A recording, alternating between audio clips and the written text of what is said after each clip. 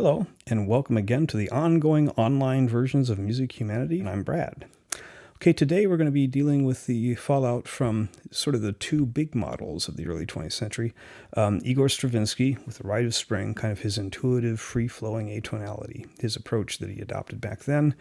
And in contradistinction to that, Arnold Schoenberg, who was looking at the theoretical and music theoretical underpinnings of atonality and came up with his serial system. And those two kind of poles, I guess you'd call them, kind of played out through the rest of the 20th century. And we're going to look at somebody who definitely followed Schoenberg's model in the 20th century. We're going to be talking about a composer named Milton Babbitt. Okay, and he was born in 1916 and lived to 2011. He was born in Philadelphia, but raised in Jackson, Mississippi. His father was a mathematician, and Milton was going to be a mathematician too, but he was seduced by music, as many people are, and decided to pursue music composition.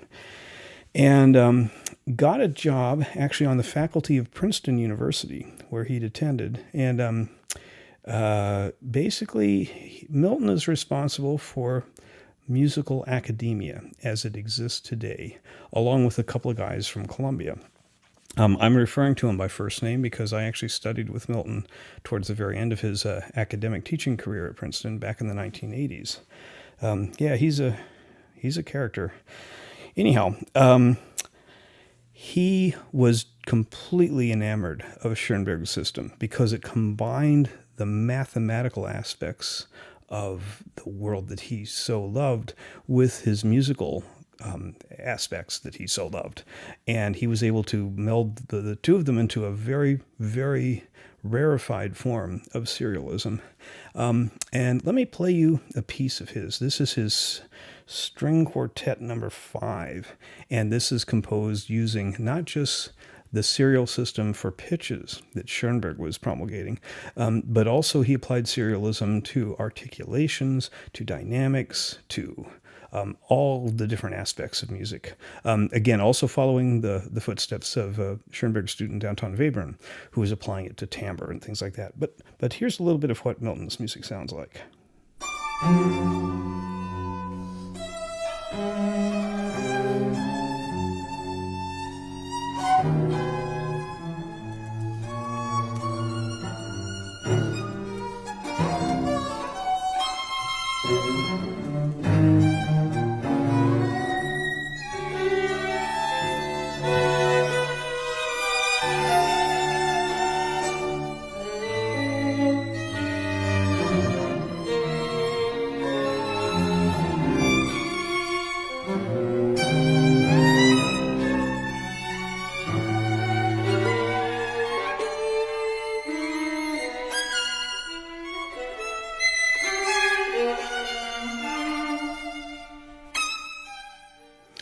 Okay, so that gives you a sense of this music. You can listen to the whole thing online on my website.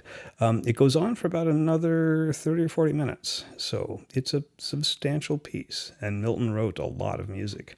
He was also very involved in the development of electronic music, specifically here at Columbia, but we'll talk about that later in the term.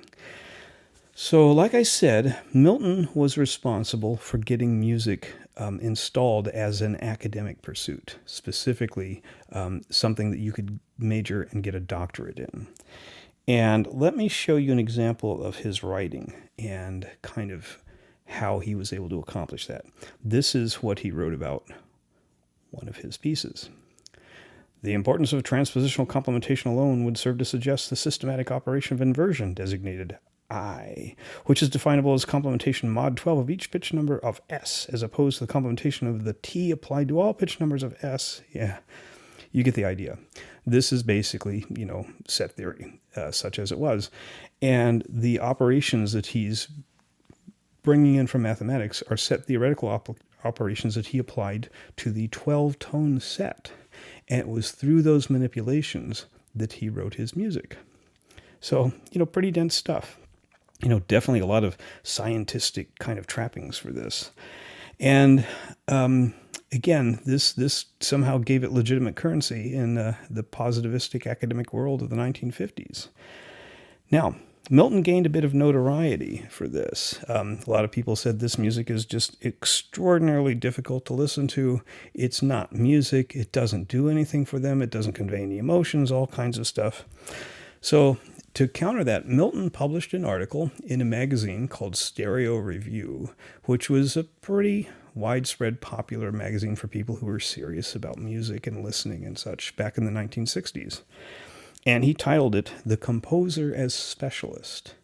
The idea being that, to really get into this, you had to have this knowledge of how music operated, because they were doing like the most advanced music stuff there was. Now, Stereo Review's editors read the article and relabeled the title, and this is what gained notoriety.